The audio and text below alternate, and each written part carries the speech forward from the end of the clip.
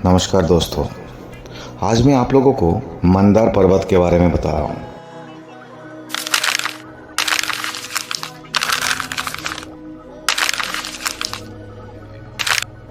मंदार पर्वत जब समुद्र मंथन हुआ था तो यही पर्वत का नाम आप जरूर सुने होंगे। बिहार के बांका में ये पर्वत जिसमें हुआ था समुद्र मंथन और निकले थे 14 रत्न और कालकोट बेस, इसी के बारे में मैं आज आपको बताने जा रहा हूँ। सभ्यताओं के उत्थान पतन से इतिहास के चेहरे सजते भी है और बिगड़ते भी है। इतिहास निर्माण में पर्वत और नदियों का बहुत विशेष भूमिका रही है।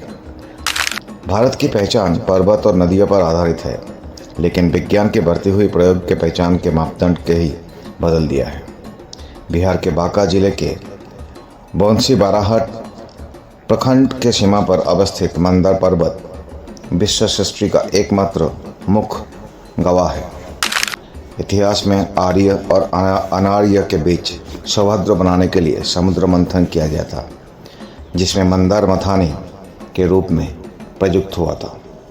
अपार घर्षण और पीड़ा झेलकर भी उसने सागर के गर्भ से 14 महारत्न निकलकर मानव कल्याण के लिए संसार को दिया। फिर भी दुनिया को भूख ही नहीं मिटती। तब भी लोग पर्वत के अस्तित्व पर उंगलियां उठाने पे बाज नहीं आते। इसके शीर्ष पर भगवान मधुसूदन, मध्य में सिद्ध सेनानी, कामचारिणी, महालक्ष्मी, महाकाली और महासरस्वती के साथ बाद में गणेश भी अवस्थित है। पर्वत पर दुर्गम ऋषिकुंड और गुफाएं है, जिसमें सप्त ऋषियों का निवास है। महाअर्णव जो क्षीर सागर में सोए हुए भगवान विष्णु के साथ भी मंदार मौजूद था और आज भी एक रहस्य बना हुआ है। ब्रह्मांड का सबसे बृहदाकार शिवलिंग ये भी मंदार है। पुराण में 7 प्रमुख पर्वत, कुल पर्वत जो संज्ञा दी गई है, जिनके मंदरांचल, मलय, हिमाचल, गंधमादन, कैलाश, निषद, सुमेरु के नाम पे शामिल है। देवराज इंद्र और असुरराज बलि के नेतृत्व में तृतीय मनु तामस के काल से समुद्र मंथन हुआ। दैत्यराज बलि के राज्य में तीनों लोकों पर राज हो गया था। इंद्र सहित देवतागण उससे भयभीत रहते थे। इस परिस्थिति में देवताओं को शक्ति बढ़ाने के लिए भगवान विष्णु ने देवताओं को सलाह दी कि आप लोग असुरों से दोस्ती कर ले और उनके मदद से क्षीरसागर को मत कर उससे अमृत निकलकर उसका पान कर ले। यह समुद्र मंथन मंदार पर्वत और वासुकी नाग की सहायता से किया गया, जिससे कालकोट बेस के अलावा अमृत, लक्ष्मी, कामधेनु, ऐरावत, चंद्रमा, गंधर्व, शंख सहित कुल 14 रत्न प्राप्त हुए थे। पौराणिक कथाओं के अनुसार समुद्र मंथन श्रावण मास में किया गया था और इससे निकले कालकोट विष का पान भगवान शिव ने किया था। हालांकि विष को उन्होंने अपने कंठ में ही रोक लिया था।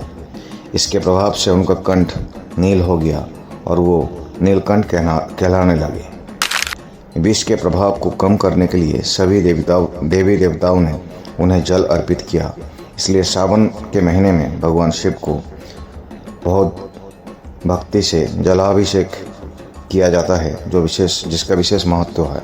पुराण में ये भी वर्णित है कि ये क्षेत्र त्रिलिंग प्रदेश के नाम पे जाना जाता था, जिससे पहला लिंग मंदार, दूसरा बाबा बैद्यनाथ और तीसरा वासुकीनाथ था।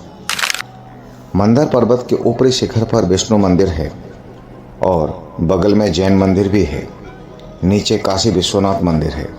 भगवान शिव का पहला निवास स्थल मंदार ही था। इसे हिमालय से भी प्राचीन माना गया है। जानकार बताते हैं कि धन्वंतरि के पौत्र देवदास ने भगवान शिव को मनाकर काशी में स्थापित किया था, इसलिए काशी विश्वनाथ के नाम पे भी इसे जाना जाता है। पुराणों के अनुसार त्रिपुरासुर को निवास मंदार क्षेत्र में ही था। भगवान शंकर ने अपने बेटे गणेश के कहने पर त्रिपुरासुर को वरदान दिया था। बाद में भगवान शंकर पर त्रिपुरासुर ने आक्रमण कर दिया। त्रिपुरासुर के डर से भगवान शिव कैलाश पर्वत पर चले गए। फिर वहां से बचकर मंदार में रहने लगे। फिर यहाँ आकर पर्वत के नीचे ही भगवान शिव को वो ललकारने लगे। अंत में देवी पार्वती के कहने पर भगवान शिव ने त्रिपुरासुर का अंत कर दिया था। स्थानीय लोगों की जानकारी के अनुसार ये बताया जाता है कि भगवान विष्णु ने मधुकैटभ का वध कर मंदार को सौंप दिया और कालांतर में यह भारत के प्रसिद्ध तीर्थ मधुसूदन धाम बन गया। मंदार पर्वत करीब 750 फीट का सुडौल पर्वत है। इसमें पूर्व से पश्चिम की ओर अवरोही क्रम कुल 7 श्रृंखलाएं हैं। पर्वत के नीचे पूरब की ओर एक पापहरिणी नामक सरोवर है, जिसका निर्माण 7वीं सदी के उत्तर गुप्तकालीन शासक राजा आदित्य सेन ने और उसकी धर्मपत्नी रानी कोन देवी ने इससे चरम व्याधि से मुक्त करने के उपरांत कराई थी। पर्वत पर आरोहण के लिए सीढ़ियाँ बनाई गई है। मध्य पर्वत स्थित भगवान नरसिंह गुफा तक जाने के लिए 300 से अधिक सीढ़ियाँ बनी हुई हैं। इस सीढ़ी का निर्माण मौर्य काल में राजा उग्र भैरव ने कराया था। इस पर्वत के नीचे क्रमशः दुर्गा, काली, सूर्य, महाकाल भैरव, गणेश, वासुकीनाग का और रज्जु चिन्ह, त्रिशिरा मंदिर का भग्नावशेष और ब्रह्मलिपि का शिलालेख, सीताकुंड, शंखकुंड, आकाशगंगा, हिरण्यकश्यप गुफा, पाताल का प्रवेश द्वार, मधु का मस्तक, सीता वाटिका, शिवकुंड, सौभाग्य कुंड, धारापतन तीर्थ, कामाख्या योनिकुंड, कामदेव गुफा, अर्जुन गुफा, सुखदेव मुनि गुफा, परशुराम गुफा, काशी विश्वनाथ लिंग, राम झरोखा, प्राचीन मधुसूदन मंदिर, व्यास गुफा, गौतम गुफा आदि कई दर्शनीय धरोहर है।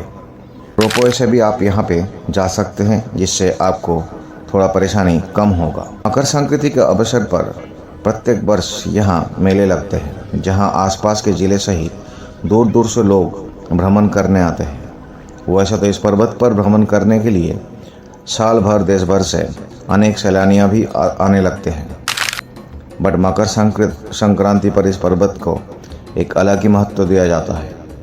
750 फीट ऊंचे इस मंदार पर्वत पर आज तक लोग सीढ़ियों के सहारे काफ़ी कठिनाई के सामना करते हुए चढ़ते और उतरते हैं।